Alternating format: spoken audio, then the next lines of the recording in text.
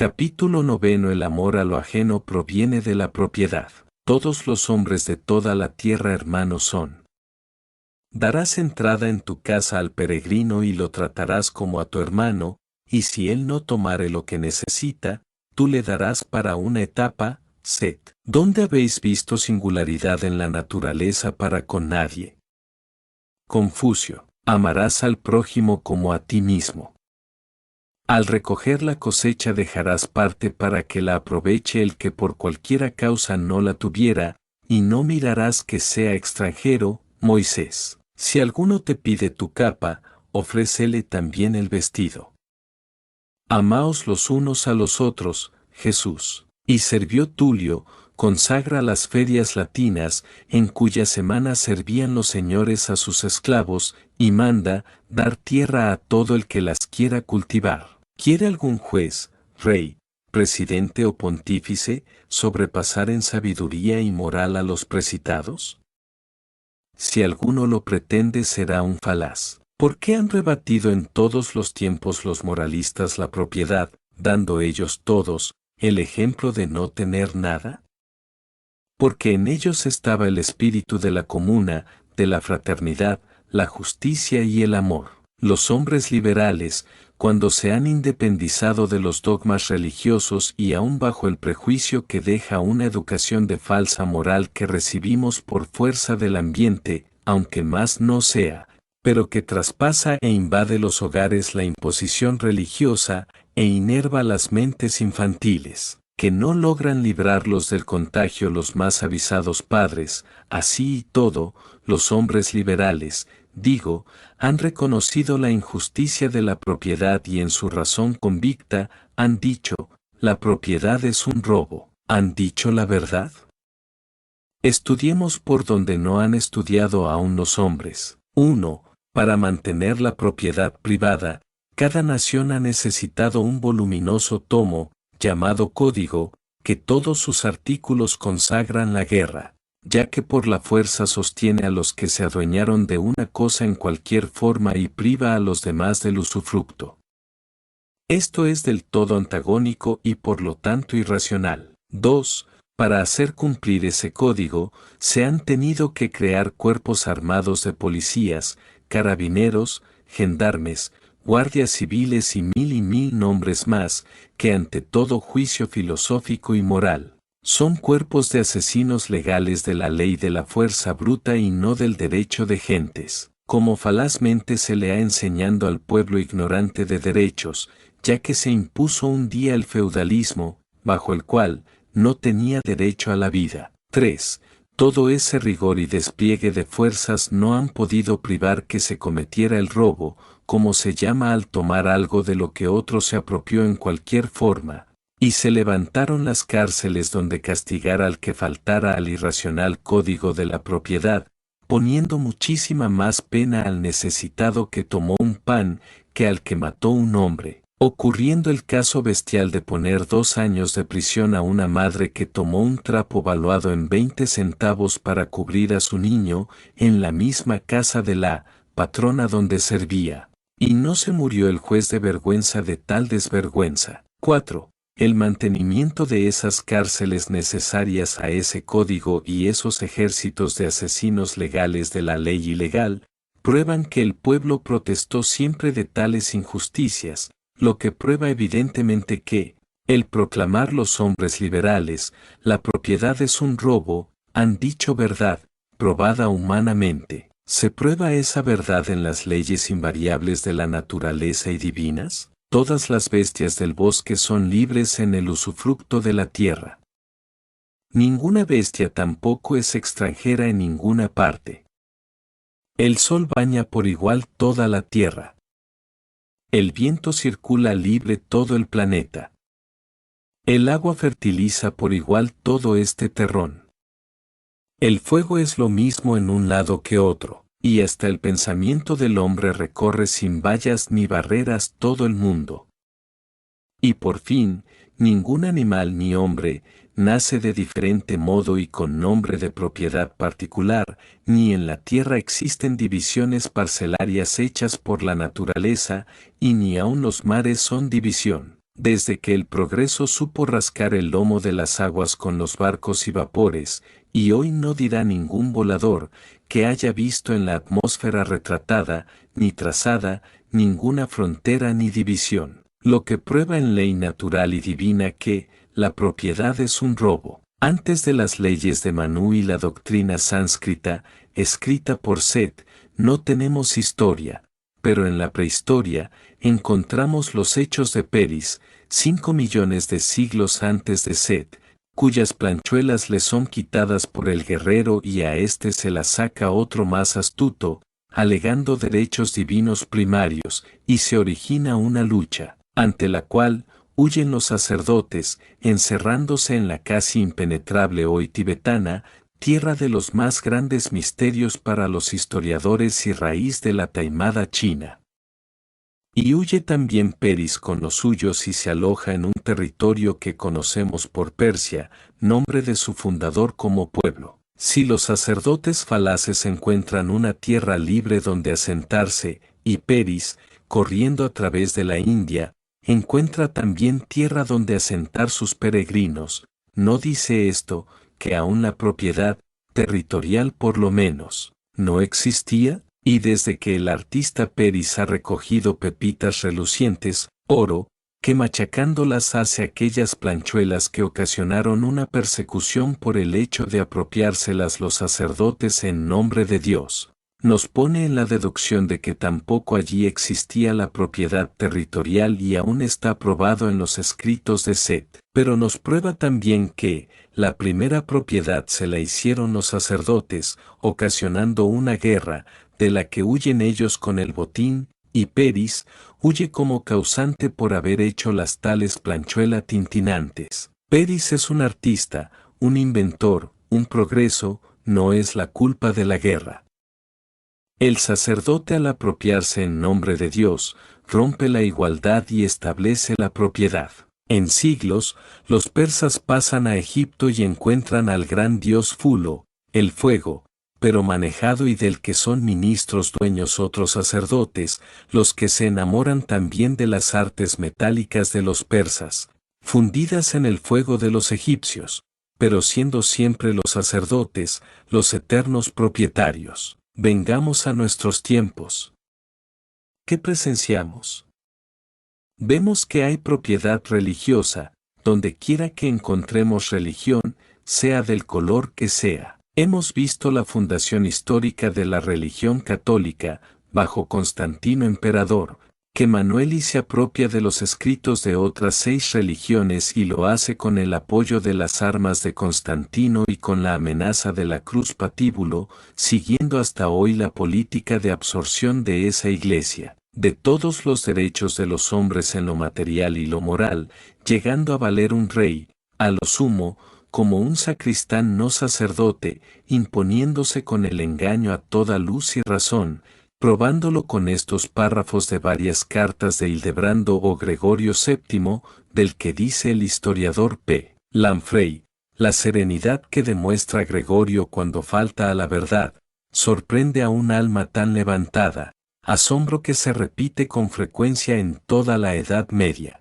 ¿Qué especie de mutilación, nos preguntamos, sufrían esas almas sacerdotales, no solamente para adquirir semejante impasibilidad en la impostura, sino para conservar esa inalterable serenidad en medio de tantos horrores y ser tan inaccesibles a los remordimientos como el cuchillo sagrado después de la hecatombe? Téngase presente que P. Lanfrey es eminentemente cristiano y ocultó en su devoción y temor a la religión toda la fuerza de las acusaciones. He aquí algunos párrafos de sus cartas. La que dirige a los condes de España dice: «No ignoráis que de los tiempos más remotos, el reino de España es propiedad de San Pedro y que pertenece todavía a la Santa Sede y a nadie más, aunque esté en manos de los paganos, porque lo que una vez ha entrado en la propiedad de la Iglesia, nunca deja de pertenecerle». ¿Cómo se atreve ese falaz a tal impostura, cuando sabe Gregorio que la Iglesia católica nació el año 325 y Pedro ha muerto por Nerón, a la mitad del siglo I, sin ser papa, ni siquiera obispo, ni sacristán, desde que no existía la religión católica, ni la cristiana reinaba, de la que era fundador nuevamente Pablo y solo en Antioquía. ¿Cómo habla de la nación española, que está entonces dividida en varios reinos y subdividida en otros principados y señoríos? Pero dice una verdad. No era católica, ni cristiana, era pagana. A Francia le dice, si el rey no renuncia al crimen de simonía, los franceses, heridos por el anatema, rehusarán obedecerlo por más tiempo. A Hungría la acoquina así, como sabréis por vuestros predecesores, vuestro reino es propiedad de la Santa Iglesia Romana, desde que el rey Esteban devolvió todos los derechos y todo el poder de su iglesia a San Pedro. Sin embargo, hemos sabido que habéis recibido ese reino como feudo del rey Enrique, de Alemania. Si es así, debéis saber cómo podéis recobrar nuestro afecto y el favor de San Pedro. No podéis tener lo uno ni lo otro, ni siquiera ser rey, sin incurrir en la indignación pontifical, a menos que no os retractéis de vuestro error y declaréis poseer vuestro feudo, no de la dignidad real, sino de la dignidad apostólica. A Dinamarca le dice, hay cerca de nosotros una provincia muy rica, ocupada por cobardes herejes. Desearíamos que uno de vuestros hijos viniese a establecerse en ella para ser su príncipe y constituirse en defensor de la religión, si es que, como nos lo ha prometido un obispo de vuestro país, consentís en enviarlo con algunas tropas escogidas, para servicio de la corte apostólica. A Demetrio de Rusia lo trata en el siguiente respeto, le dice, vuestro hijo al visitar el sepulcro de los apóstoles se nos ha presentado y declarado que quería recibir vuestro reino de nos, como don de San Pedro, presentándonos juramento de fidelidad y asegurándonos que aprobaría y su demanda, como nos ha parecido justa, le hemos dado vuestro reino de parte de San Pedro. Pero donde echa el resto del descoco es en la siguiente carta dirigida a Oribe, duque de Cagliari en Cerdeña. Debes saber, le dice, que muchos nos piden tu país, prometiéndonos grandes ventajas si se lo dejamos invadir.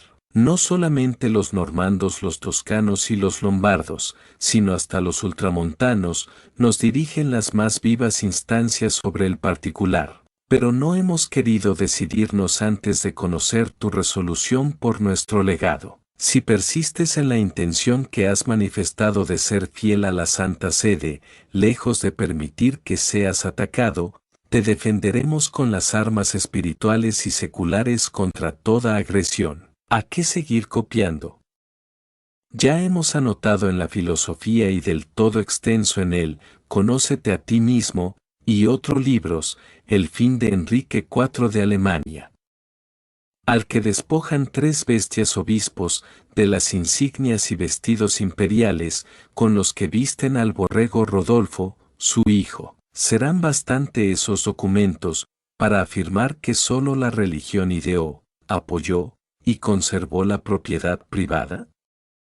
Y de estas extorsiones, ¿no había de nacer por fuerza la rapiña y el latrocinio, siendo el primer autor el sacerdote? Yo diré que, cualquiera que trabaja para producir cosas necesarias a la vida, por todas las leyes humanas, naturales y divinas, tomando lo que ha de menester, téngalo quien lo tuviere, no comete ningún delito si no causó daño a un segundo, pero todo el que consume sin producir es un vago, es el único que tiene amor a lo ajeno y esa es la religión, de cualquier matiz que sea. Más tocante a la religión católica, ha perdido el derecho hasta del respeto a sus representantes aun como hombres y no puede ser juzgado bajo ninguna ley quien ataque, destruya y arranque cuanto por la falacia y el terror se apropió y es todo, hasta el nombre y su baluarte con sus sacramentos. En la filosofía austera racional, hemos dejado expuesta la verdad del nacimiento de la Iglesia Católica, y aquel, después de esto yo me sé lo que me haré, encierra toda la obra política de los papas, cuyos párrafos anotados de las cartas del famoso Hildebrando descubren el secreto del yo sé lo que me haré, es decir, el amo del mundo y los hombres, abrogándose el pontífice todos los derechos y negando todos los derechos a los hombres. Como lo lógico es que basta la prohibición de una cosa para que todos la deseen, tan pronto como la Iglesia Católica, por su pontífice Hildebrando, prohibió el matrimonio a los clérigos por el irracional celibato. Los clérigos robaron el honor y dignidad de los esposos, engañando y corrompiendo a la mujer. Lo mismo que en cuanto una ley civil declara una cosa de propiedad particular, todos desean la misma cosa. Todo esto lo entendió bien San Pablo, pues en sus cartas a los Gálatas y a otros, entre muchas cosas, les decía, no está el pecado y las faltas en las cosas, sino en la ley que las prohíbe y crea los castigos, porque entonces los hace delitos.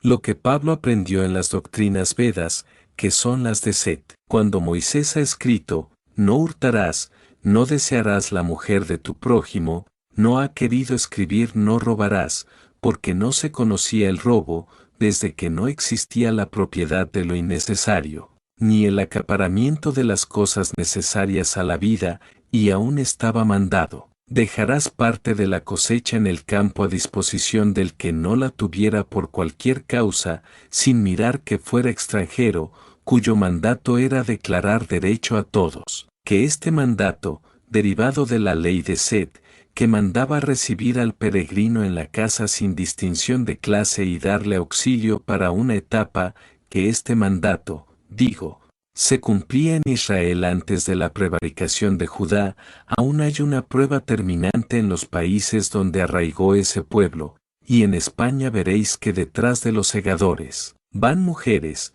niños y ancianos, recogiendo las espigas que se les caen, no para el cosechero, sino para ellos, y hacen su granero para tener pan, ya que por cualquier causa no pudieron sembrar. Lo mismo ocurre en la vendimia de las viñas y la cosecha de la oliva, una vez que el propietario levantó la cosecha.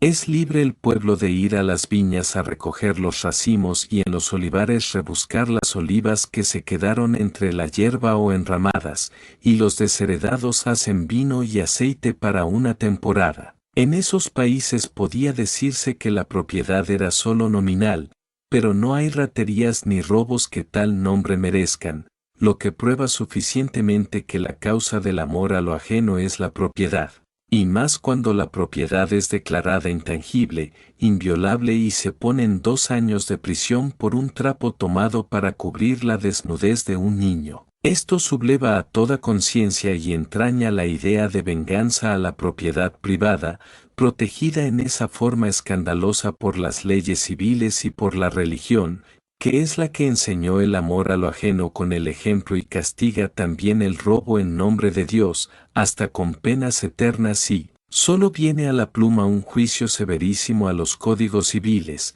Estos son hijos dignos de la religión y vamos a probarlo. No hemos de ir para esto hasta la India, pero si nos hemos de parar en Egipto, viendo a los faraones arrodillados ante su dios fetiche y supeditados al capricho, libertinaje y autocracia de los sacerdotes de Isis, de cuya influencia y arte de magia fue víctima hasta el mismo Nerón, y no a otra cosa se debe la muerte de Pedro y Pablo. Esa misma imposición del sacerdote hace que Faraón niegue repetidas veces el permiso de libertad que Moisés pide para el pueblo de Israel cautivo en Egipto, y la misma intolerancia de tales sacerdotes hace temblar a Aiteques más que la derrota que le lleva Moisés, por cuyo temor Aiteques, encontrando la piedra, hoy llamada fatídica, que Moisés dejara en las playas del Mar Rojo, Aiteques se cree salvado y alzándola la cree el Dios de Moisés y la consagra a Dios Cristo y no quiere ya volver a ver los sacerdotes de Egipto y se va a establecer el reino de los brigantinos. Nos detenemos en Grecia y vemos a los sacerdotes y jueces aleccionar a una joven para regalársela al gran Antulio, para que luego lo acusara de corruptor, y Antulio cae corroído por la cicuta. 4 siglos más tarde se reúne el Areópago con los sacerdotes, y no habiendo causa, se oye la acusación de la princesa del Epiro y Sócrates es condenado a la misma pena que Antulio. Los dos son antirreligiosos. Corremos 4 siglos y vemos al pontífice judío condenar a muerte a Jesús, sin que valga que Pilatos lo declare inocente, es que la religión se impuso al poder civil. Ascendemos 3 siglos y vemos un emperador, Constantino, someterse al inox signum vincis, que Manuel I le dice en el concilio de Nicea, entregándole una cruz para que crucifique a todo el mundo. Hemos copiado trozos de los documentos de San Gregorio VII y en ellos se ve cómo impone leyes y obligaciones a los reyes y los quita y los pone con el más escandaloso robo de derechos y declara ignorante a Dios, que ha hecho mal las leyes de la procreación, pues los hombres deben nacer sin obra de hombres, puesto que ese papa impone el celibato. Dejamos al otro papa que pegaba hachazos al crucifijo en prueba de amor. No nos acordaremos de las papisas que, como Juana, parió oficiando pontifical. Cerremos los ojos a las bacanales de los Borgias. Echemos ceniza sobre las llamas de las hogueras de la Inquisición y borremos, si es posible, de la historia las cruzadas y las guerras religiosas, pero fijémonos en el apóstrofe final de Pío IX, conservad la Iglesia, aunque sea a costa de la sangre de toda la humanidad, y no olvidemos que ese Pío impío se hizo Dios infalible, pero que Garibaldi lo desmintió al siguiente día, destronándolo como rey y apresándolo como pontífice cristiano. La religión no ha producido nada necesario a la vida, y con astucia, terror y falacia, acaparó los medios de vida que con los hombres produjeron y las artes y los tesoros. Pero en cambio condenaron a las ciencias y a sus hombres, aniquilándolos y matando la libertad y a los libres y afianzó, ya que había creado, la propiedad, que a su ejemplo acapararon sus apadrinados siendo sólo necesario juramentarse a la defensa de la religión, como lo dejamos probado en esas cartas que hemos copiado de Papa Hildebrando. ¿Y no es todo esto amor a lo ajeno? ¿Y cómo se han hecho leyes civiles tan opresoras para castigar a los delincuentes, productores, por tomar de lo que produjeron y no les llega esa pena a los que roban, aunque diga que se lo dan, a las religiones? Si no les llega a ellos las penas del código, es la prueba eficiente de que su influencia es la que creó esas leyes por la educación que sembró en los hombres. Y la prueba de esta verdad es que, en cuanto ha habido hombres legisladores, liberales, emancipados, aunque solo fuera del yugo de la religión, han tratado de derogar esas leyes por injustas, por irracionales. El amor a lo ajeno, pues, o sea el hurto y el robo, no puede reconocerse ni achacarse más que a los no productores de cosas necesarias a la vida, al progreso y la moral. La religión fue la traba de todo eso, porque ella es la inmoralidad. Sí, es la inmoralidad, y está probado en que, siendo las religiones, por muchos siglos hasta hoy, las encargadas de la moral social, la inmoralidad reinó en todo el mundo, no reconociéndose derecho al trabajador ni a la mujer, y aún declararon a esta impura, por el hecho de parir, sin lo cual no pueden existir los hombres. Y aún se dudó si la mujer tenía alma. Concluimos, que el amor a lo ajeno no existirá tan pronto no exista la propiedad privada, porque todos los hombres tendrán igualmente todo lo necesario, lo que solo puede ser en el régimen comunal, con la moral del espiritismo luz y verdad, que es la luz resultante de la purificación de la materia, y por lo tanto la cesación de las pasiones, acabando la religión. Como todo esto se ha encerrado en la familia, por razón de la irracional imposición religiosa directa o indirectamente por medio de las leyes civiles dictadas bajo la influencia religiosa, es el amor de familia el más imperfecto. El amor regenerador impone sacrificios. Lo mismo que miremos el amor en el hogar, como que lo consideremos en los hombres dentro de la sociedad, como igualmente en los misioneros moralistas y aún en los medios de que se valen los hombres políticamente, Observamos siempre el sacrificio personal de los tales héroes, y es que, como bien dijo Alem, la vida de los pueblos, lo mismo que la de los individuos, se desliza entre esperanzas y dolores. Es de necesidad que así sea para que vivamos, porque si no cambiara nuestra alma con el paso del tiempo, seríamos un árbol agostado, un cambio baldío, cubierto de malezas. Pero nuestra alma, con nuestro cuerpo, no puede, por sus instintos, ir al sacrificio y sin embargo van. ¿Por qué van? ¿Quién los empuja y los saca de su beatitud, arrojándolos a empresas que han de sobrevivir al cuerpo mártir? Nosotros ya lo podemos decir secamente, nuestro propio espíritu nos empuja. Esto no es una hipótesis para la sabiduría, para esta es un axioma de la vida eterna y continuada, aunque para la ciencia no pueda jamás pasar de ser una hipótesis y a lo más una teoría, pero incambiable, que equivale a una ley axiomática del valor por lo menos de las que fundamenta la ciencia en las experimentaciones. La vida nos impone su creencia sin palpar de ella más que los efectos, pero no nos obliga a su creencia ni a su experiencia en un momento dado, sino que nos deja la libertad de creerla y experimentarla cuando nos venga en ganas, y es que la vida es lo mismo creerla y experimentarla, como viviéndola a lo animal, a lo irracional, a lo otentote, más cuando nuestro espíritu ha hecho el primer acto de conciencia, que solo puede ser cuando la mayoría de los instintos de su alma y cuerpo se han saciado de su ley, puede entonces someterlos sin violencia y emprender sus trabajos de justicia. Estos consisten en satisfacer sus deudas a la creación y a los individuos, y en la esperanza de librarse de sus cargos de conciencia, trabaja sin descanso y sin tener en cuenta beneficios inmediatos, lo cual, aunque sepa el tal espíritu que lo que paga ya lo disfrutó, no deja de ser un sacrificio y mayor que cuando se obra o se trabaja para cobrar y disfrutar de la obra. En este caso, la esperanza da bríos y valor, en el otro caso, es el dolor, recordando que obró mal y la ley le exige el pago, pero en los dos casos hay una relativa cantidad de sacrificio, como también hay en los dos modos, un principio de amor a la ley, y a sí mismo y a la humanidad. Si nos centramos en el hogar, encontramos páginas admirables de abnegación sublime en las madres que saben serlo.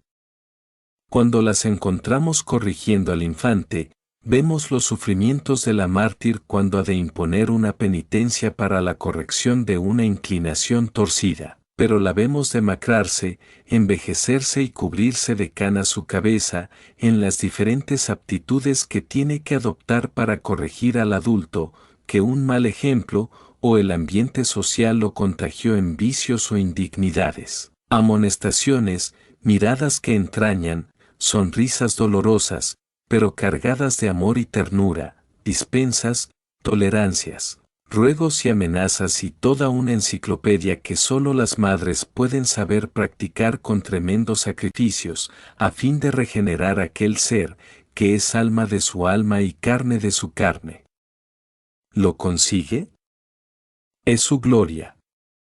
¿No lo consigue? Será también su gloria por haber cumplido su misión de madre, pero esa gloria será en medio del más intenso dolor, porque siempre verá la caída moral de aquel ser querido. Sin embargo, de esas sublimidades, no está todo eso limpio de egoísmo en lo general y en muy contados casos encontramos ejemplo de abnegación generosa, de amor entero, de sacrificio supremo. En el legendario pueblo de Israel, es donde más ejemplos ha habido de esta altura. Registramos el sublime caso de las matronas de Cariandá, que 16 madres, por salvar a todas las demás mujeres, niños y ancianos de la ciudad, exponen a las 16 docenas más bellas, a la voluntad del sitiador griego. Tenemos el caso de la madre de Moisés, que aunque prepara las cosas de modo que no peligre su hijo, puede fracasar, pero su sacrificio representa en todas formas la voluntad de salvar a miles de niños israelitas,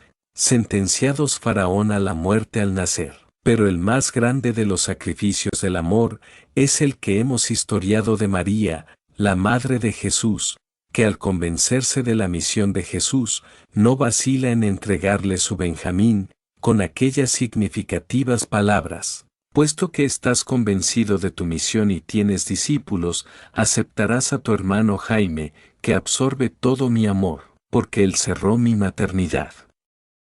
Algo de azaroso y tremendo de la vida de María hemos expuesto en la filosofía austera racional, en la historia de Jesús, donde aparecen otras mujeres que también se sacrifican para procurar salvar a Jesús. En otros pueblos hay también actos comparables y de gran valía, pero citamos el caso tremendo de don Alonso Pérez de Guzmán, el Bueno, que encontrándose sitiado en Tarifa por los muslimes a fines del siglo III, consiguieron los sitiadores raptar al único hijo de Guzmán y se lo presentaron maniatado bajo la amenaza de asesinarlo, si no rendía inmediatamente la plaza. Guzmán consulta a su esposa y ésta le contesta: la vida de mi hijo no vale más que la de cada soldado a tus órdenes.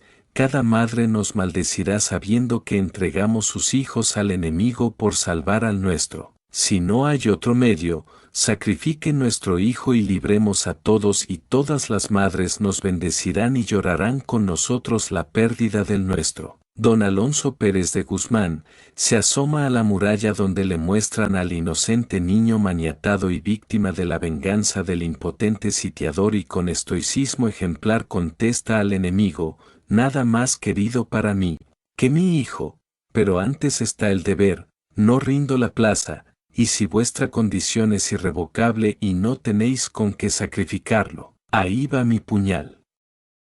Y les tiró un puñal, quedando a la vista y presenciando el asesinato cobarde del tierno niño. Estos ejemplos heroicos que nos legó la historia, nos ponen al descubierto la fuerza impulsora que los lleva a cabo. Guzmán lo ha dicho: el deber es lo que hace la convicción en los espíritus de luz. Por eso nosotros hemos sentado con fundamento que, el que nada sacrifica, a nada tiene derecho, y como mandatos hemos creado este. O aunque sean en las ciencias y las conquistas civilizadoras, siempre es el espíritu el que impulsa. Cuando en la familia, el amor no sea una imperfección, no habrá esos casos tremendos de sacrificios dolorosos y cruentos para la regeneración de los seres, aunque siempre habrá el sacrificio por el más débil y desvalido, por el deber que es imposición dulce del amor. Más aún cuando llegaremos a lo más perfecto del amor de la familia, será siempre ese amor el más imperfecto, por la reducida acción en que se ve circunscripto, por lo que hay explosiones capaces de engendrar a un ser, que es la disposición directa y por lo tanto la ley general de la creación. Consideremos la familia, un almácigo de la sociedad, que produce el amor ciudadano, que ya es más perfecto que el de la familia, porque es más extenso y menos intenso. La química nos demuestra científicamente toda la biología de la sociedad.